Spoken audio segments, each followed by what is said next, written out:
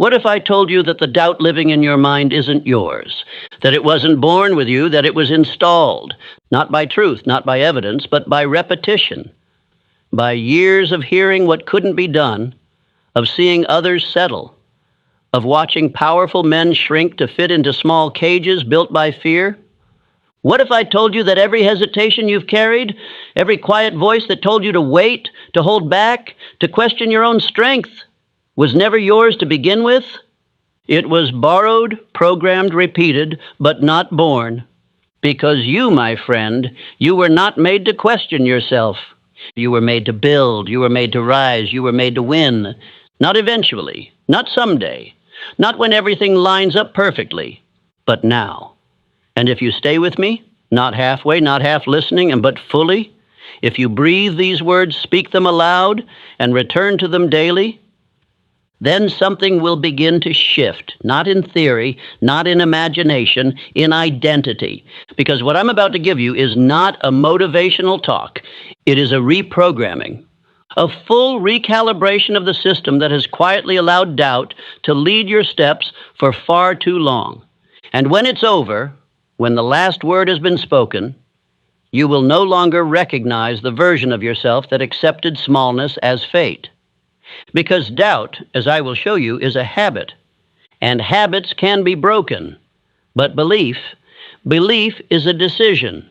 Belief is the act of remembering who you were before the world taught you to shrink. And today we return to that man, the one who knew he was meant for more, the one who didn't wait for proof to take the first step, the one who acted as if victory was inevitable. And let me tell you something most men never hear. That man is still inside you, waiting, watching, wondering when you'll stop listening to the old voice and start moving like a builder again. So say it with me now. I was not made to doubt, I was made to win. Say it louder. I was not made to question, I was made to decide. Say it until your voice shakes off the dust of hesitation. I do not wait for courage, I move anyway. Because today, we are not here to play with belief. We are here to make it law. And once you've made a law of the mind, the body, the voice, the results, they follow. So stay with me from this first word to the last breath. And let's begin the process of burning doubt out of your identity for good. Let me be very clear, you were not born with doubt. No man is. Doubt is not a natural instinct. It is not hardwired into your soul. It is a condition, a disease of the environment, a mental parasite that grows only when fed. And the world, my friend, is full of feeders. You were born with curiosity, with hunger, with fire. No child comes into this world second-guessing himself. Look at any young boy. He does not wonder if he can walk. He tries. He does not ask if he has permission to explore. He moves. He falls and rises, screams and reaches, not because he's certain, but because he hasn't learned to fear yet. Doubt is not natural. It is taught. It is modeled. It is repeated. And by the time you are grown, you've been told, directly or indirectly, that your power is dangerous, that your fire must be tamed, that dreaming is for others, not for you. But here is the good news. If doubt was learned, belief can be built. And that building begins with remembering the truth of who you are before the world shaped you. It begins with one small act of rebellion, rejecting the idea that you must be hesitant just because others around you were. Let me show you how this worked in the lives of the men I studied. Henry Ford, for example, was not a man born into advantage. He had no prestigious schooling, no wealthy lineage, and yet he refused to learn doubt. When the world told him his vision for an affordable automobile was madness, he responded with action. His own engineers, men with greater education, told him it was impossible to build an 8-cylinder engine in a single block. And what did he say? Produce it anyway. Not once, not twice, but every time they returned with failure, Ford said the same words, produce it anyway. That's not genius. That's not luck. That's belief. A belief so firm, so final, that it didn't flinch in the face of impossibility. Ford had trained his mind to obey his vision, not his environment. He had unlearned doubt and replaced it with decision. And that decision became law, not just for him, but for the industry he led. Or consider Thomas Edison, who failed, not once, not 10 times, but over 10,000 times in pursuit of the electric light. 10,000 failures, 10,000 moments where doubt could have taken the throne. But Edison didn't entertain doubt because he had built something stronger: identity. He didn't say, "Maybe I can." He said, "I am the man who will." And that identity became armor. Every time a test failed, he didn't internalize it. He moved forward because his belief wasn't rooted in evidence. It was rooted in repetition. He had told himself again and again that this would work, that he would work, that something would work. And so it did. Understand this: belief is not a feeling. It's not something you stumble into.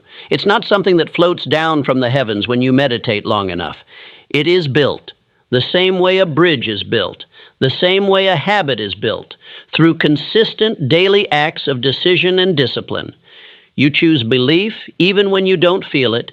You repeat belief even when your old identity screams otherwise. You walk like the man who knows, even when part of you still doubts, until that part no longer has a seat at the table. That's what Andrew Carnegie understood. When I sat with him, when I studied his methods and mindset, I discovered something that changed me forever. Carnegie didn't see belief as optional. He saw it as structural, as foundation. He once told me, if a man does not command his own mind, someone else will. And that's exactly what doubt is: a sign that you've surrendered your authority. Not consciously, not deliberately, but over time, in small, subtle ways, you've let doubt set the tone. But that ends now, because now you are awake. Now you know the origin of the doubt you carry.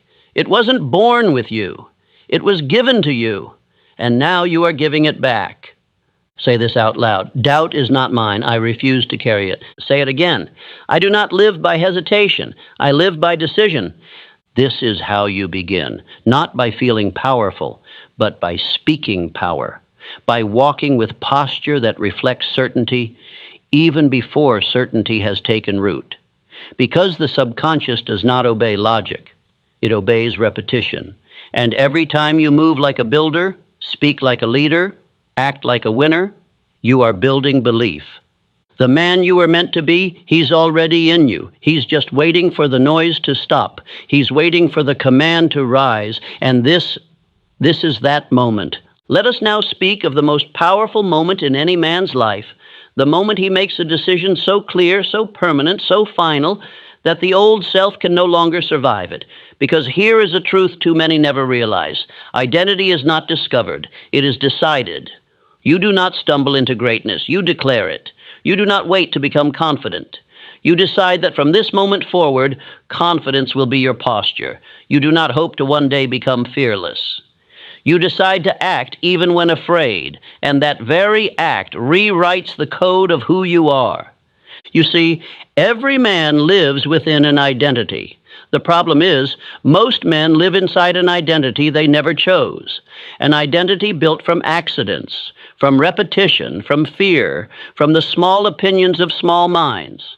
And because they never consciously declared who they were, they've become a collage of contradictions, powerful in potential, paralyzed in practice. But the greats I studied, the men who carved their names into the history of achievement, they all did one thing first.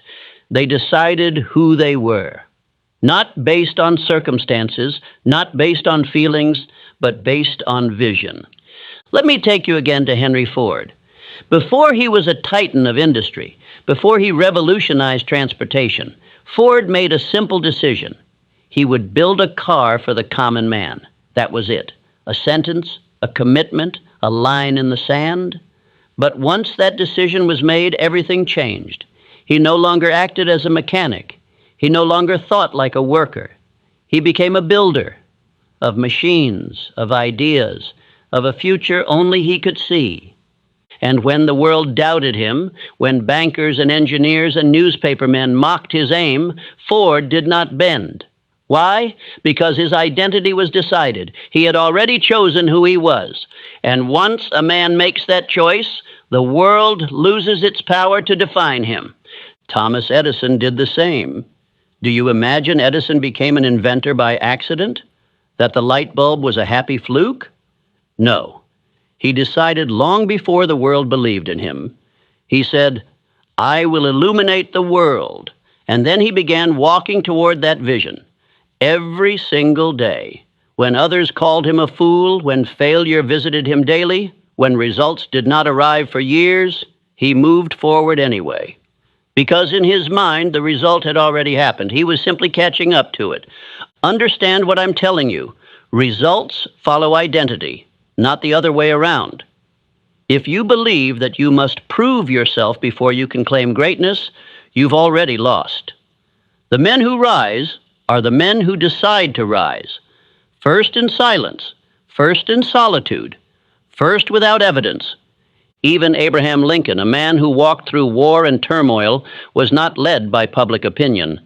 He was led by decision. He did not need everyone to agree before he acted. He had already determined the value of freedom, the weight of unity, the dignity of mankind. And because that decision was final, fear could not break him. Now it is your turn, and you must write your identity in stone. Not scribble it in sand, not whisper it with apology. Declare it. Who are you? Who have you decided to be, regardless of what you've done up to this point? Because until that decision is made, doubt will always have a voice. You must say aloud, "I am not a man of hesitation. I am a man of execution. I do not drift between identities. I have chosen one, and I walk in it." And do not say it once. Say it until your subconscious hears it so often, so clearly, that it accepts it as law. That is how belief becomes identity. That is how decision becomes destiny. Let me offer you a ritual, the same one I saw in the lives of Carnegie, Schwab, Ford, Edison. Each morning before the world speaks, you speak. You declare who you are. You speak your identity aloud, not with hope, but with authority. You write it. You repeat it, you move in alignment with it, even when you don't yet feel like it, because feeling will follow form. You must form the identity, and the emotion will rise to support it. Carnegie used to say, "A man's habits are simply his beliefs in motion." And what are habits but repeated actions born from a chosen identity? The man who sees himself as a king does not move like a servant. The man who has decided to lead does not wait for consensus. The man who knows he is meant to win does not flirt with doubt. He moves, and with every step his identity deepens until he becomes a force. So I ask you now, what have you been waiting to decide? What version of yourself have you postponed? What identity are you pretending is not yours to claim? Let that end here. Today you decide. You write the new name. You declare the new frame. You burn the bridges to the old self and never look back. Let this be the line. From this moment forward, you do not doubt, you decide, and the world, it adjusts. There is a moment in every man's journey where the greatest progress comes not from a new step forward, but from cutting off the way back.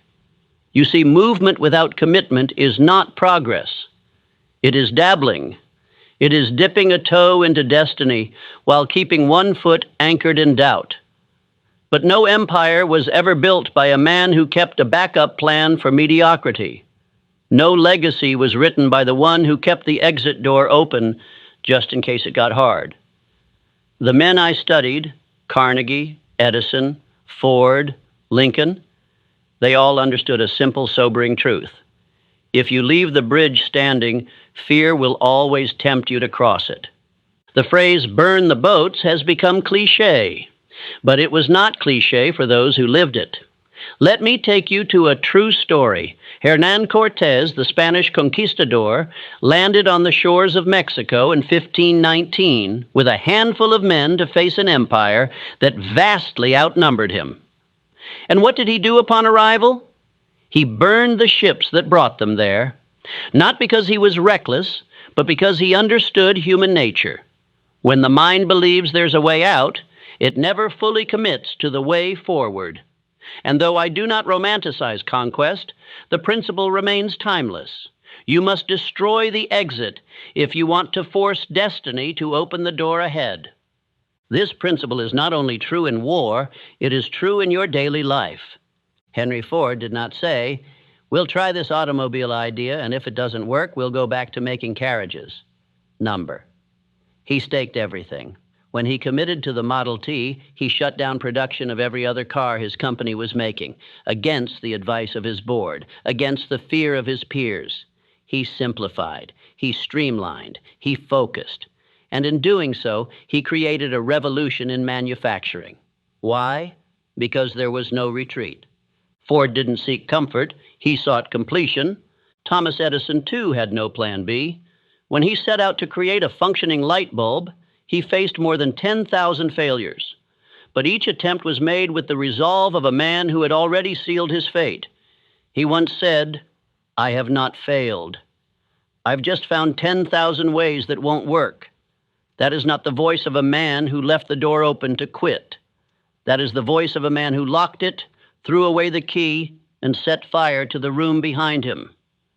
Andrew Carnegie, as a young immigrant with nothing but a job in a telegraph office and a mind full of ambition, decided early that poverty would not have the final word.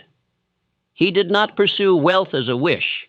He pursued it as a necessity, not for greed, but for impact. He devoted himself to mastery of industry, management, communication. When he committed to steal, he committed with everything. He was not dabbling. And because of that, he rose. What is your retreat? Be honest. Is it the job you keep as a safety net even though it dulls your soul? Is it the voice you silence because you fear what others will say? Is it the plan you never start because you keep telling yourself you'll do it when the timing is better? These are not strategies. These are shelters for fear. And as long as they exist, you will never walk with full power. You cannot act like you were meant to win if your energy is split between building and retreating. You must commit fully. And you must prove that commitment by eliminating the exits. It's easy to say, "I'm all in." It's another thing to remove every other option. That's what the greats did. Abraham Lincoln did not entertain compromise when it came to preserving the Union. He knew the risks. He knew the cost. He knew that war would scar the nation. But he also knew that preserving the soul of America required conviction without loopholes. And so, with ink and blood, he wrote his stand into history. You must now do the same metaphorically and mentally. Burn the retreat. Let fear scream. Let doubt panic. Let the old self cry out in protest, but do not go back. Delete the maybe. Delete the someday. Delete the "if this doesn't work, I'll..." Those phrases are permission slips for failure. If you were meant to win, and I believe you were, then act like it by removing every option except victory.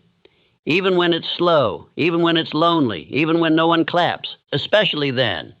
Because once you make the decision and seal it with action, something shifts. Your mind stops negotiating, your energy stops scattering, your spirit sharpens, and the world starts to bend. Say it aloud. There is no retreat.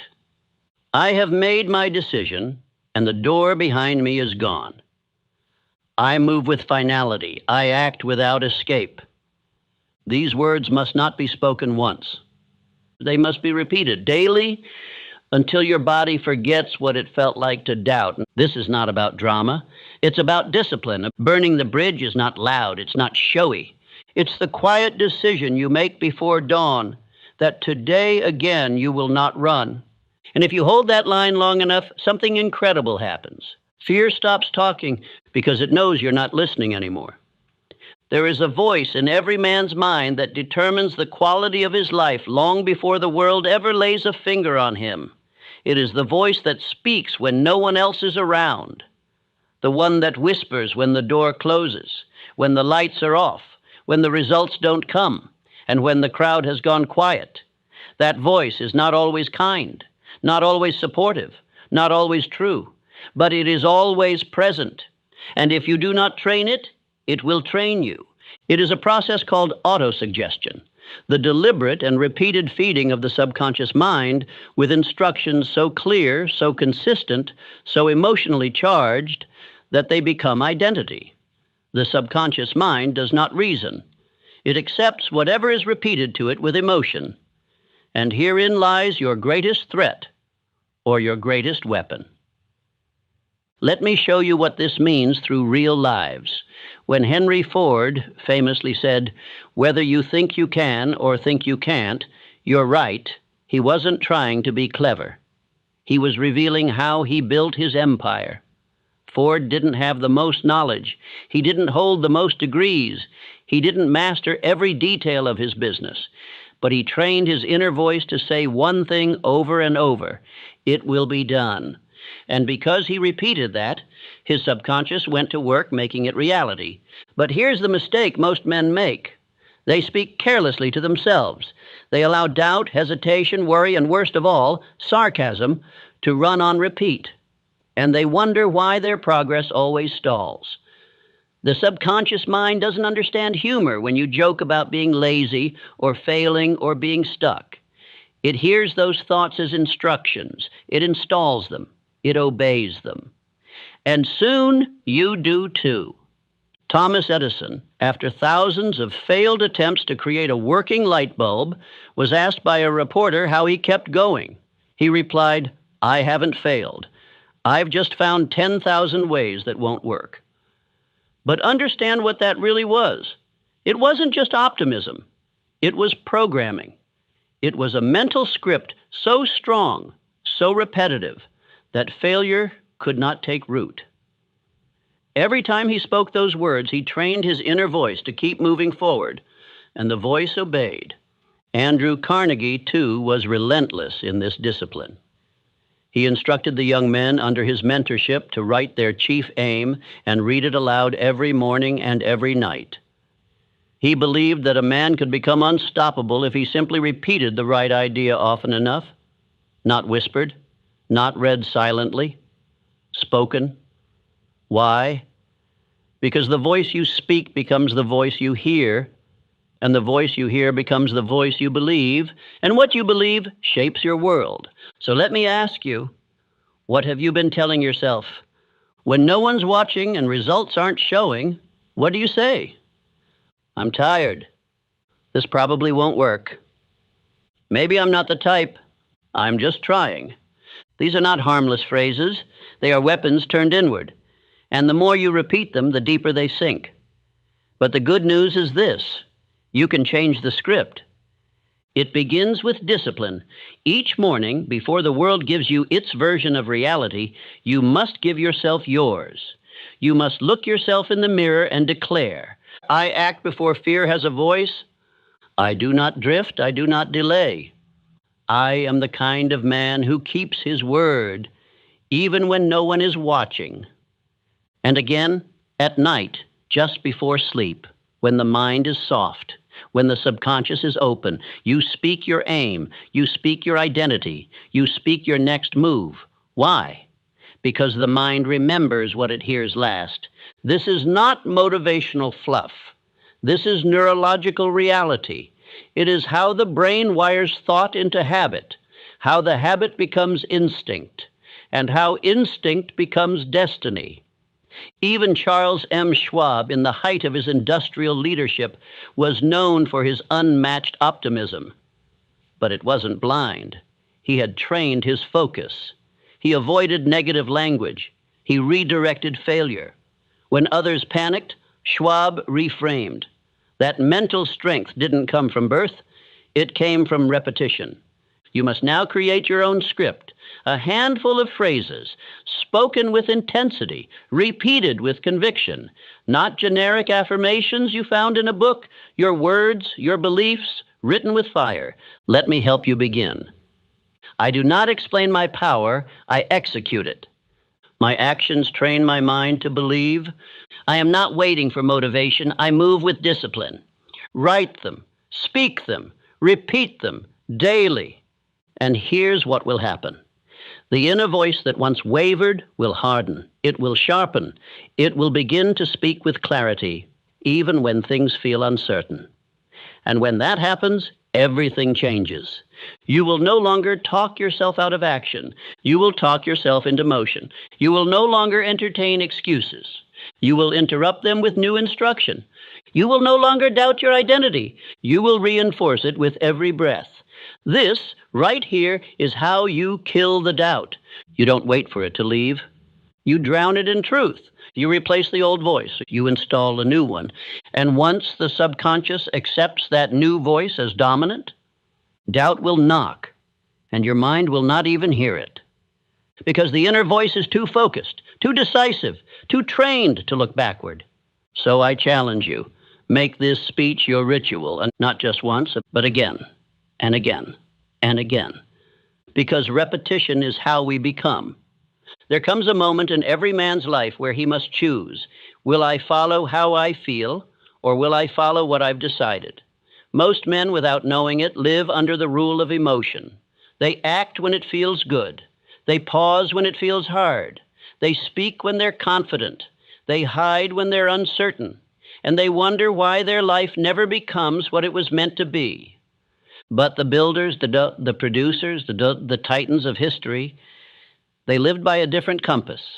They were not governed by moods, by opinion, or by fear disguised as logic. They moved by faith.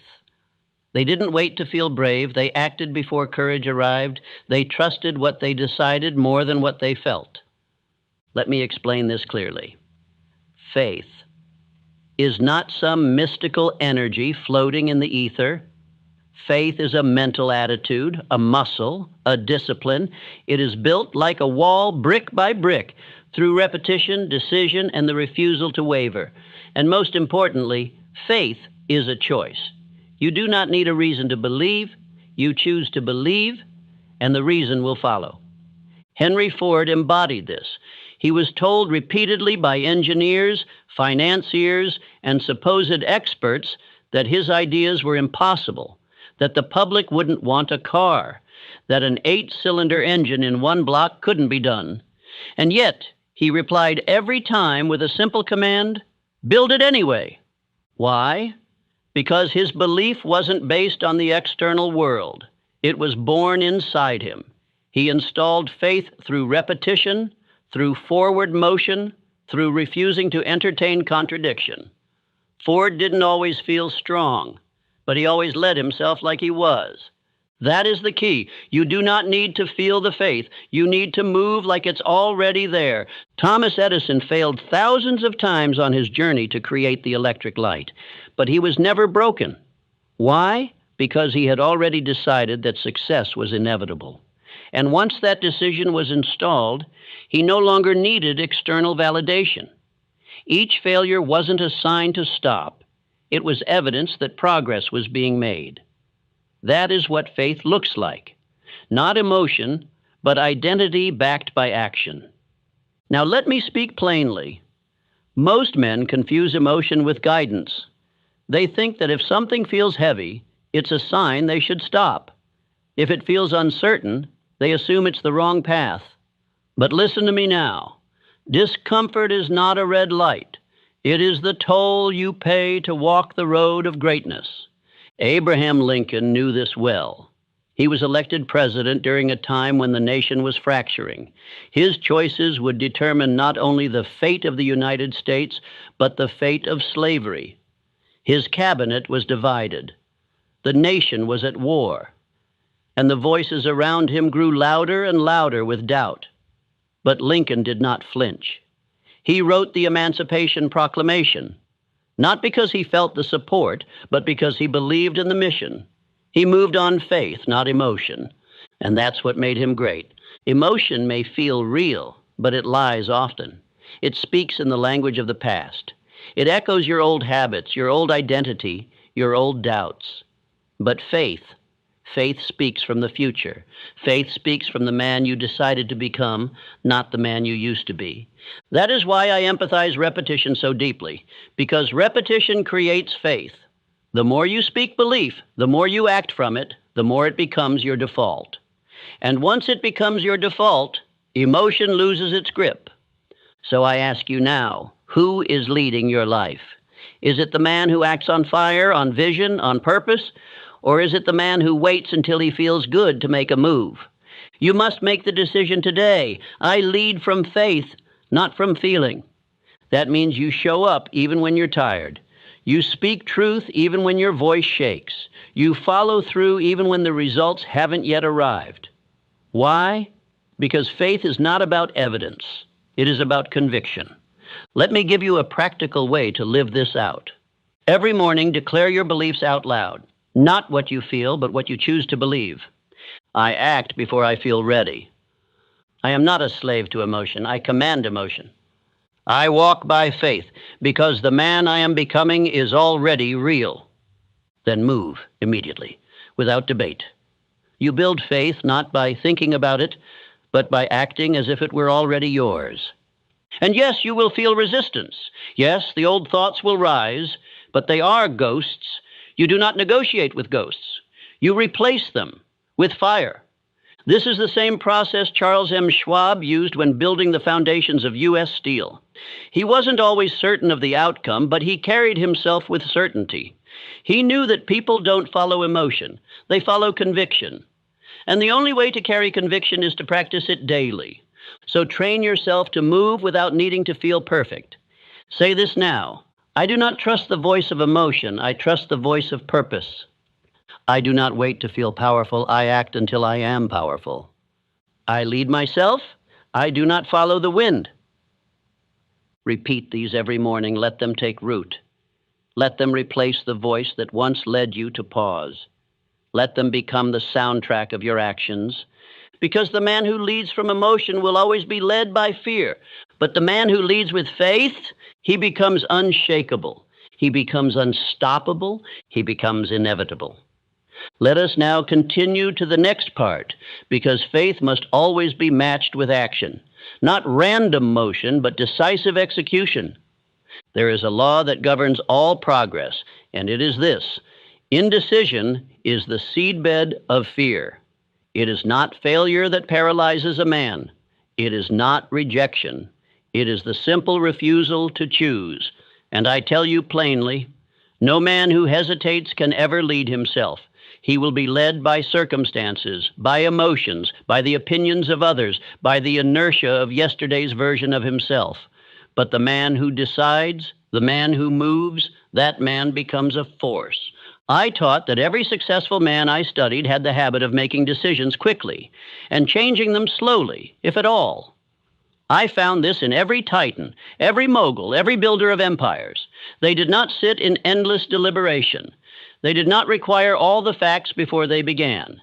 They simply decided and let the path reveal itself in motion. Let me show you what that looks like through the story of Henry Ford.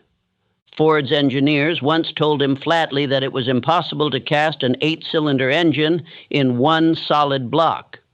They tried, they failed, they returned, expecting Ford to admit defeat.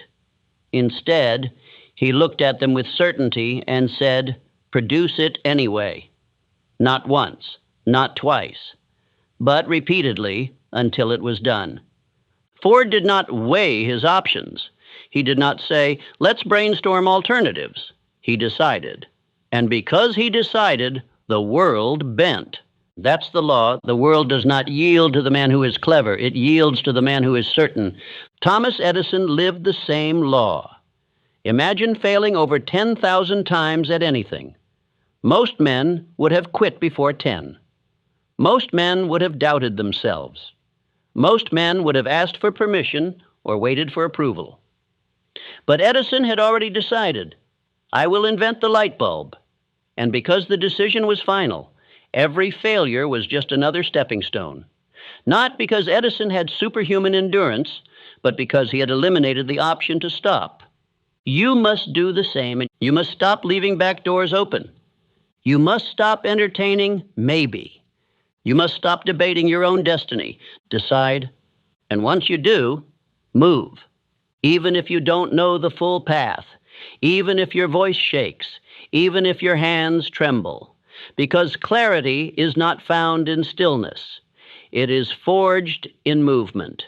Charles M. Schwab, when he was chosen to lead U.S. Steel, was not the oldest or the most experienced, but he made decisions quickly. He moved decisively. When asked by Andrew Carnegie to take the reins of a massive industrial consolidation, Schwab didn't ask for time. He didn't form a committee. He said yes and figured out the details on the way. That's how momentum is built. You act, and the mind follows. You move, and fear loses its grip.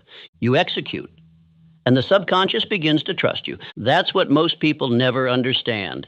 Every time you hesitate, you tell your subconscious, I don't believe myself. But every time you act, even imperfectly, you reinforce the identity of a man who does what he says he will do. And soon, your body, your posture, your thoughts, your very presence begin to reflect that new identity. So I ask you now, what have you left undecided?